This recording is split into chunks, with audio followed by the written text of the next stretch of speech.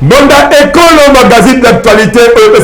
journal télévisé professionnel de la Lingala. Yango Ebadi, en tout cas, monte comme qui t'a ça, bande de tous vos amis de la diaspora, partout la confiance, Bopé Sakabiso. Avant de faire l'édition, mon collègue, vous avez ma sommaire, la siège à IDPS, qui première ministre, Madame Judith Toulouka, avec un partenaire idéologique pour vos éléments. Le conflit est au Kenya entre Jonathan Delosuka, Christophe Kodia, Mosso, pour élément. J'entends mobile à l'objet à Kolobake, à gérer vite pour faire ce que c'est mouton à Zanaki Ndoki. Moteri sous pour la émission Mozali et belé vraiment Motalangoga Odeto Fongoli édition Yamokola Lelo Boyebake Maman Judith Toulouka premier ministre Azalaki la ministre plan Esika Bayambake Kitoko et surtout que Azalaki occasion pour la ko préparer ko kenene Atika Bango Kitoko avec impact na idéologie tous éléments oyo. Ndeko ya Congo Boyebake et les kaki bangonga ebelete depuis Baouti Konomeye, le Kola, Premier ministre, Botalandenge Bayambakiye, na esplanade ya ministère du plan, la protocole moko spécial, vice-ministre naye, Oyo, Bazalaka na Kitokope, Yende, Azalaki Wayambo, Yakope Saye, bouquet de fleurs, administration P, Balaki Saki, Bolingo na Bango, na bouquet de fleurs, Oyo, Bapesaki na Zela secrétaire général.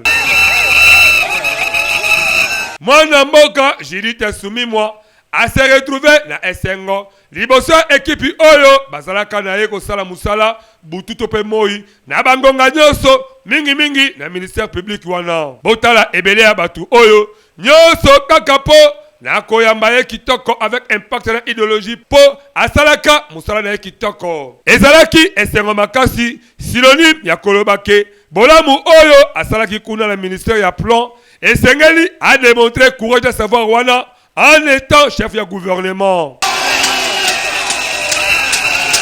Après wana bakotaki inde na biro na ya kalapo a solo la staff na ye obasalaka na ye vice ministre ya plan la secrétaire général po la ko préparer ko keni na ye masolo oyo etamoli kitoko yango pe biso tobetisika kambonda ndenge kaka to usi koyebisa bino na basomber boyebake Aouda comme un premier ministre peut avoir sacrifié pour Akita la siège à parti politique à IDPS esclave Bayambake avec un partenaire idéologique pour avoir bénédiction pour les combattants. Mona Congo Boyebake Ndenge Kaka a commis premier ministre Azonga Kinanu na base donc na famille politique na ye Ndenge Kaka boza komona na ba image nyonso ezalaki po a confirmé na ba dongolo misoke Aza vraiment mwana IDPS ya Tongo Botala ndenge bayambake kitoko na secrétaire général ya parti politique na bango mwana mboka Augustin Kabuya na bureau de travail na ye accompagné na ndeko Augustin Kabuya Judith Soumimwa ayambamaki kitoko na Ligue des femmes oyo ezalaki pe lokola surprise po bazalaki en pleine réunion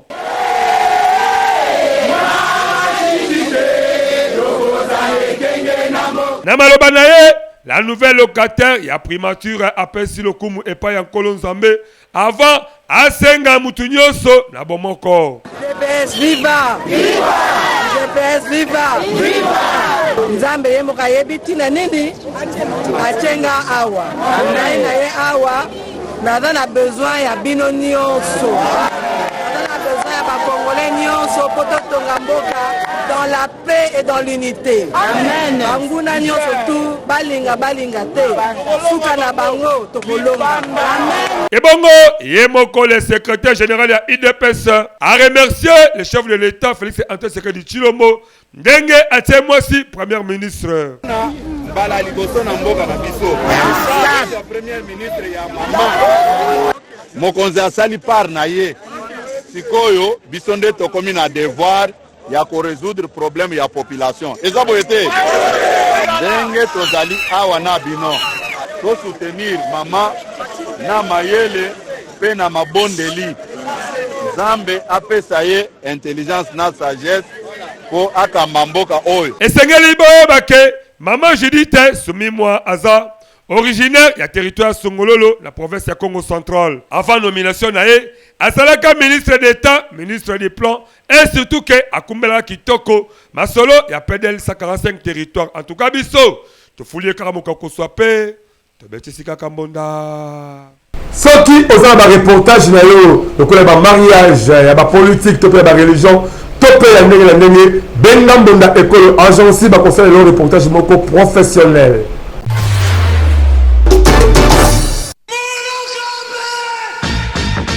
Bana Congo Kinshasa, bana Congo Brazzaville, yo mutu olingaka ba activité na yo eye bana na mokili mobimba. Mbonda ekolo agence epesi bino opportunité ya kosalela bino ba reportage ya kafu kafu. Ezala activité politique, socio-culturelle, économique, religion, sport, conférence. Awa na mbonda ekolo agence ezosalema avec professionnalisme pe eza na prix moko très abordable. Esuki wana te endeko na ngai keba na ba reporter ya muyibi oyo bayaka kozwa ba image pe elekaka nango na télévision te kasi awa na mbonda ekolo agence nyonso ya filmage, modération, réalisation, photoshooting ezosalema avec un partenaire idéologie parce que awa tokanga masolo pena oyo etali image yebake okozwa yango pe ata na format ya YouTube. Olingi oyeba bisika tozali benga biso na plus 243 89 81 81 097 na bandeli lisusu na plus 243 89 81 81 097 na mbonda ekolo agence nyonso ya reportage ezosalema kitoko avec professionnalisme et yokanio. La ngambo ya PPRD parti cher ya mwana mboka Joseph Kabila Kabange bango baza kolobake régime oyo eza eloko moko ya malonga ya kosala te bango baza kozela alternance pacifique esalement la 2028 kaka ndenge esalemaka la 2018. Mwana Congo boyebake depuis Félix Antoine Tshisekedi Tshilombo, le président de la République démocratique du Congo a aussi connommé moi si le chef du gouvernement Madame Judith Tuluka Samimwa azipe ba félicitations et pas ya batu ebele mais nangambo ya Joseph Kabila Kabange ancien président de la République démocratique du Congo bango baza ko qualifier yango théâtre de chez nous po comment l'endenge ba problème ezala mboka nomination wana eza ko peser te conseiller ya communication ya Joseph Kabila Kabange mwana mboka Barbara Zimbi na émission moko aza kolobake pouvoir actuel eza régime folklorique avec Simbondake ba congolais baza na besoin te ya politique moko folklore mais bazande na besoin ba résultat abakisi ke eloko moko ya malonga ekozala te la régime oyopo basi bakwei na incompétence na bango baza kozela kaka le président de la République a honoré mémoire ya papa na ye Etienne Tshisekedi wa Mulumba ya ko organiser alternance démocratique pe pacifique na 2028 ndenge ezalaka na 2018 na cadre ya rappel esengeli boyebake premier ministre Sika mwana mboka Judith Tuluka azalaka ministre ya plan na gouvernement Sama Lukonde de awa toza kozela lokola aza nommé asala oyo ekozala kitoko epai ba congolais po ba se retrouver yango pe biso to betisika kambonda. Plainte moko eza déposé la tribunal de grande instance à Kinshasa Gombe contre Corneille Nangaa risque eza que aza vraiment condamné à mort peu à perpétuité. Mwana Congo kaka ndenge moto nyonso ayebike mwana mboka Corneille Nangaa abalusa mandoki contre mboka na ye moko République démocratique du Congo. Ce qui peut azali pona koluka ba intérêt personnel to pe ya mboka eyebika kaye moko mais ya pas si pe ya mawa zela oyo aponi majorité ya ba vrai patriote ba sepeli nango te esengeli boyebake plainte moko eza déjà initié na au conseil ya ba congolais oyo ya diaspora HCCD na mokuse ba déposer yango déjà na tribunal ya grande instance ya Kinshasa Gombe bazako accuser Corneille Nangaa na pillage, assassinat, tentative ya koluka ko renverser régime constitutionnel association de malfaiteurs na ba infraction ya ndenge na ndenge ya mabe makasi na komona ba charge nyoso oyo ekwei na mutu ya Corneille Nangaa moko ya ba membre ya collectif ya ba avocat ya HCCD azako estimer que ancien président ya CENI azako risqué entre peine de mort la prison à perpétuité na cadre ya affaire oyo audience moko ya sika eza prévu lundi 8 avril 2024 na TGI Kinshasa Gombe po na poursuite ya ba instruction bondi melanga ke Corneille Nangaa président ya CENI abimisaki depuis décembre 2023 Alliance Fleuve Congo AFC na Mokuse mouvement moko rebelle oyo ezako travailler na mouvement mususu ya ba rebelle lokola M23 oyo Kinshasa afundaka chaque jour bazako travailler na Rwanda ba acteur politique pe ebele ba keko rejoindre Corneille Nangaa lokola Jean-Jacques Mamba ancien cadre ya MLC Jean-Pierre Bemba Adacha Loué Henri Magie ya PPRD na ba misusu ya ndenge na ndenge en tout cas masolo oyo esali mabe makasi mwana mboka Corneille Nangaa yebake obeti mabe makasi yango pe biso tobeti sika kambonda un vrai leader au réellement que Azap Eza va vision malamu pour la République démocratique du Congo tout pour la province là en particulier et c'est avec Alibosia caméra Mbonda école pendant 30 minutes va découvrir vision là. Congolais, Congolaises, yo mutu ozalaka na idée ya développement ya RD Congo, magazine Bonda ya Ekolo baleki ya Yezu, apesi bino opportunité ya koya ko exposer ba vision na bino pona bolamu ya Ekolo mobimba. Botala bino moko, tomesana koyamba batu na plateau na biso, po mutu na mutu atalisa vision na ye, yo mutu oza na ba idée ya malamu olingi mboka ekende liboso, magazine Bonda ya Ekolo afongoleli bino ba porte yaka o contribuer na développement ya mboka RD Congo. Oyo ayebi ke aza vrai leader, sala lokola baninga yaka na plateau na biso parce que eza seule adresse oyo eyambaka ba leader ya makasi pe ya solo solo. Tala ndenge ba leader bazali koleka moko na moko bazali koyamba bango epai ya mwana mboka Alain Dewa na Medrine Kambembe avec un partenaire idéologie. To abordaka basi nyonso lokola politique, économique, socio-culturel, religion, pena basi mosusu oyo ezo contribuer na développement ya mboka na biso. Bazomona pero batana makanisi kimutema mabete. Batu mususu kala kimutema mabe ya longwanga na yawana. Me bato bazana miso baomona Congo ezoke na ndenge mususu. Elle na limité na mumbele un peu partout. Donc nazo continuer lisusu na suki wana te. To se sentir à l'aise na kati ya changu na biso. OK, merci beaucoup. Ndenge kaka bozali komona bango pe bazali ba leader oyo bandimi ko participer na développement ya ba quartier commune pour que mboka ekende liboso. Na bino pe ba leader oyo boza kolanda biso bolinga ka développement ya quartier ya commune to pe ya RD Congo mobimba. Bobenga biso na numéro oyo eza affiché na bas d'écran na bino. Toko yamba bino pendant 30 minutes sans débat avec un partenaire idéologie pour que bo exposer ba vision na bino liboso ya population pe aye babino. Yango biso na magazine Bonda Ekolo to bengi ba leader ya solo pe to beteli bango kambonda. To ebisa kibino yango na ba sommaire boye bake moto eza ko pela pe Bonda eza ko beta bema kasi entre patriarche Christophe Mboso Kodia na mwana mboka Jonathan Bialosuka Wata bana kwango nini vraiment boza kongola po komi kosala soni makasi toza élément oyo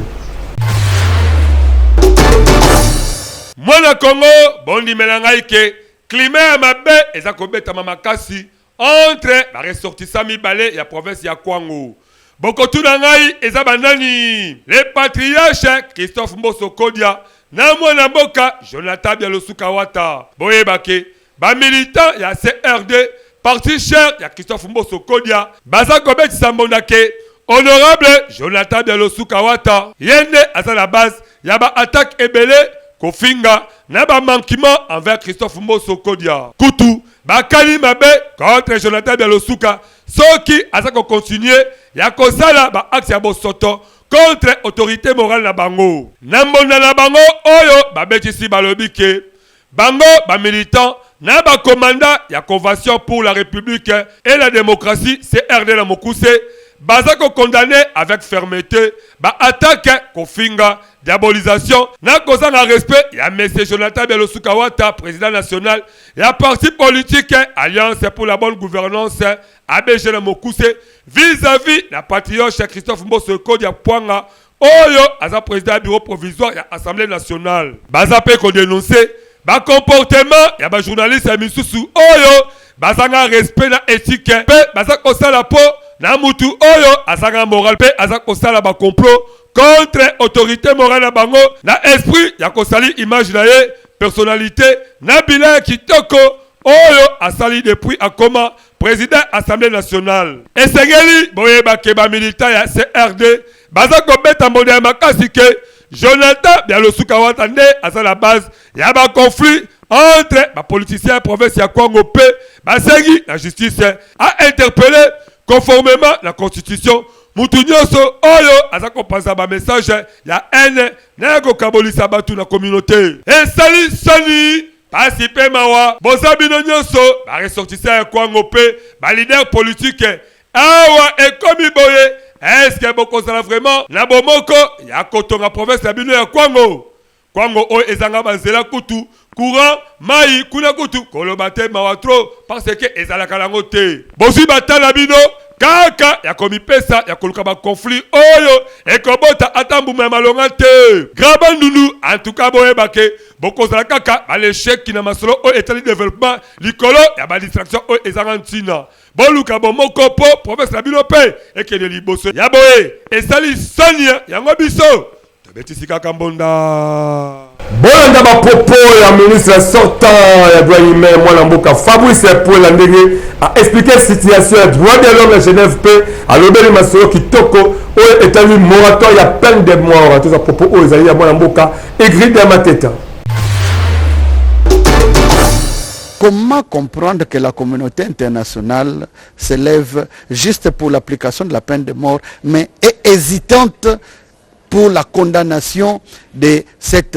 guerre injuste que le Rwanda nous impose? Mais nous nous félicitons que pendant cette session, pour la première fois, que l'Union européenne puisse clairement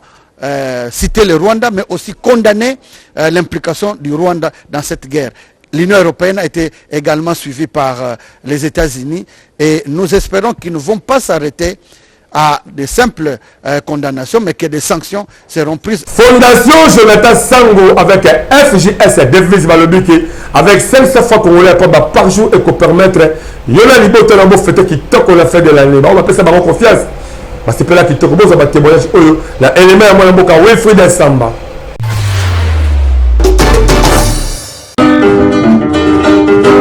Ndeko ya Congo,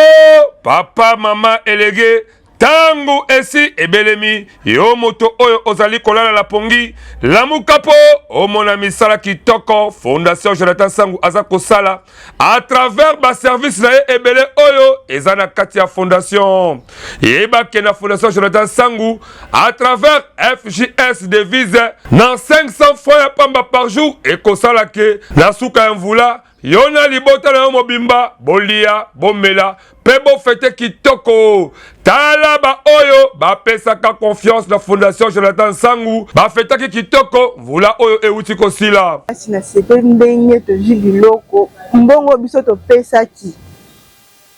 na biloko to zui eza ndenge moko te po biloko to zui eleki na mbongo oyo biso sani ni to pesaki ça on a lancé ba mo ba moni. Et donc, on a le kuta. Mais c'est une vraiment tout sangana. On va le fait la force. Et bongo, la cadre de la formation, wana kutu, la na yo pongi ya ba bébé po, ba formation eza ebele lokola, make-up, na misala ya ndenge na ndenge. Na oyo etali kozo mosolo. Pona yo moto ya mombongo dibela ngaike soki kaka okoti kuna nyonso ekozala pete pona yo ba mama ba papa bande kwa basi pe mibali boya kokota na Fondation Jonathan Sango ko vivre na lisanga ezalaka malamu pona kozo bango dibela ngai ndeko ya Congo benga bango kaka na ba numéro oyo pe bakoyamba yo avec impact pe na idéologie na Fondation Jonathan Sango. Pona nyonso ya social yebake oza mobimba. Fondation Jonathan Sango yonde mosungi ya peuple congolais. Fondation Jonathan Sangu, Congolais animé avec un pacte dans l'idéologie Yebake. Misala na yo et monani.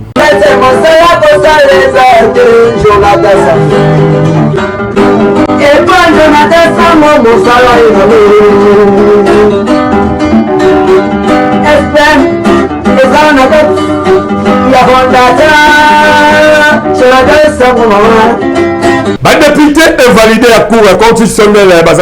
implication directe du chef de l'État Félix Tshisekedi Tshilombo en qualité la magistrat suprême pour résultat ya CENI et son ndenge ezalaka démocratique matozo élément oyo ya mboka Benjamin Kilunga.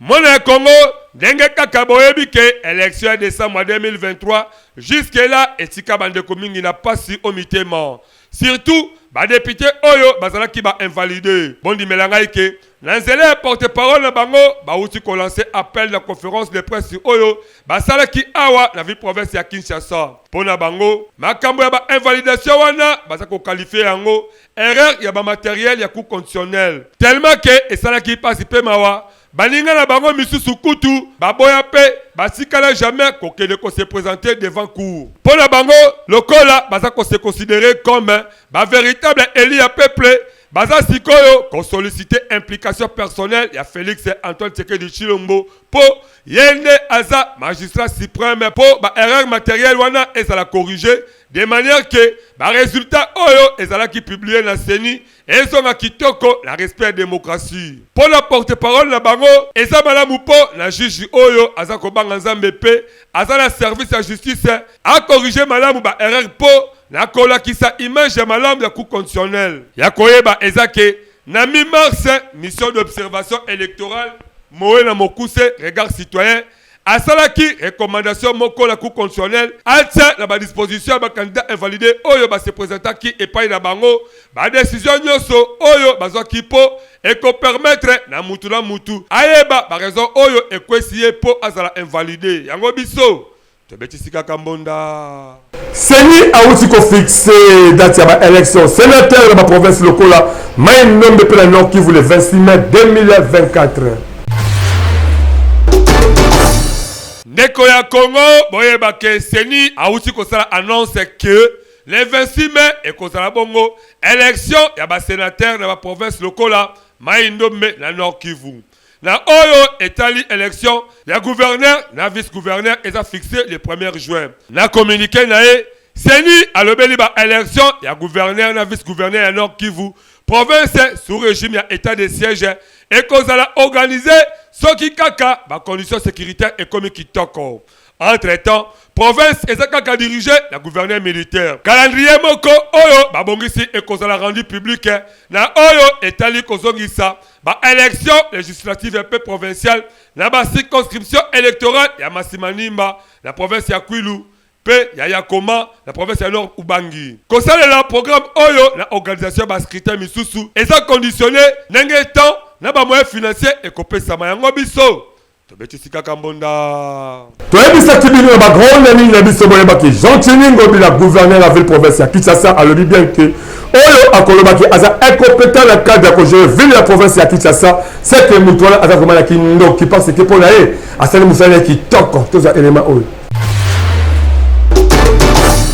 Ndeko ya Congo mutu akosa bino te mutu nyonso oyo azwaki chance ya kodiriger mboka esengeli alakisa oyo asali donc asala bilan na ye lokola peka ya le gouverneur ya ville province ya Kinshasa mwana mboka Jatiningo Bilambaka aza kobeta mbonda ke soki mutu akotraite ye na incompétence na oyo etali gestion na ye c'est que aza vraiment na kindoki abakisi ke akuta ville ya Kinshasa na molili pe yende atia ba éclairage public na boulevard du 30 juillet kutu kuna akuta kaka 8 ampoules ya éclairage public atongi pe abongisi banzela donc asangisi ba commune avec 100 km ya banzela malgré a commune na suka ya mandat na ye ya ko gérer ville province ya Kinshasa bondi melanga ke Jatiningo Bilambaka aza ko promettre ya ko tika ville ya Kinshasa propre pe bakolakisa mutu oyo akwena sima na bango ndenge nini esengeli asala po na kobatela ya kitoko oyo ye asali po Kinshasa ezala propre awa esengeli kaka na ba vrai kinois ba féliciter tope baboya mwana mboka Jachilingo Bilambaka alobi bien que ezalango komonana soki pe ya solo to pe ya lokuta ba vrai kinwande baza vraiment ba témoin oculaire mais soki obengi incompétent ndenge awuti ko gérer ville province ya Kinshasa Jachilingo Bila alobi ke ozangi kindoki te donc awawa eza ko senga kaka moto la moto asala ba analyse na yango pe biso Betisika Kambonda. La semaine, tu peux la poste Mboko Kakaboye 357 prisonniers Babimi, la prison centrale Yamakala, donc il y a commis libre.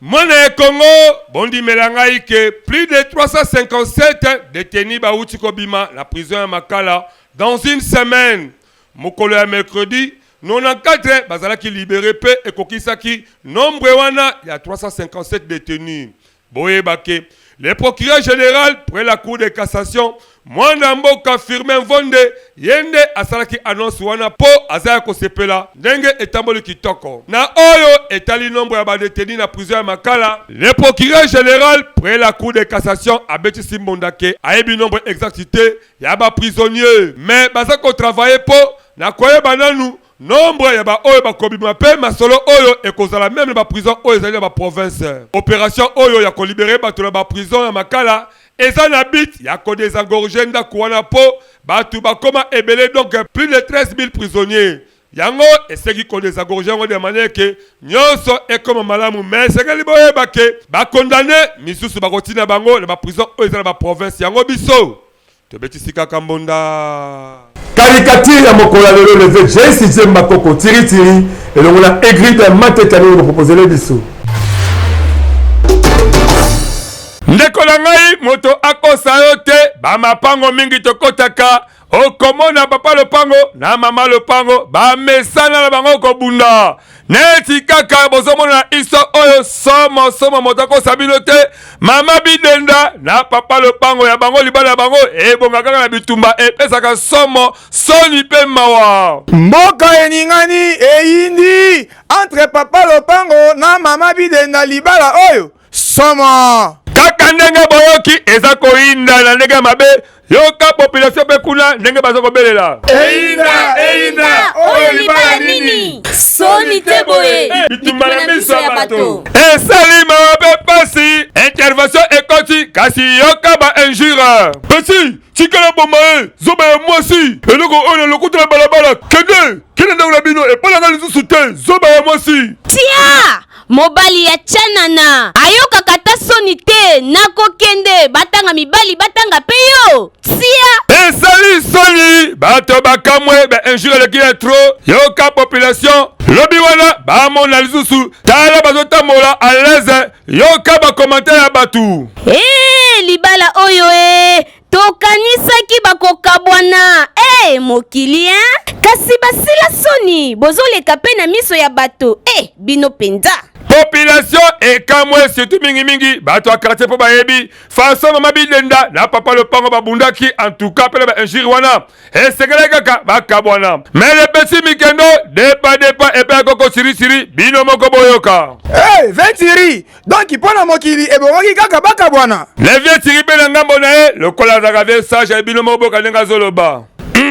libala nyonso babongisaka kasi bazalaka nde na dignité koswanaka mpe kobundaka na miso ya bato te yoka soniko esali pasi mpe mawa toyebi ke kosala kobunda ezalaka yango me na bamaka ba injure boye atuka bakouple mingi boye bakobongisa baesalela bino surtout bamama mapango na papa mapango atuka liboso balokataire bobundaka te bozala na dignité mpo eza kosala soni tala komportema ya mama bidenda na papa lopango epesi soni mpe mawa yango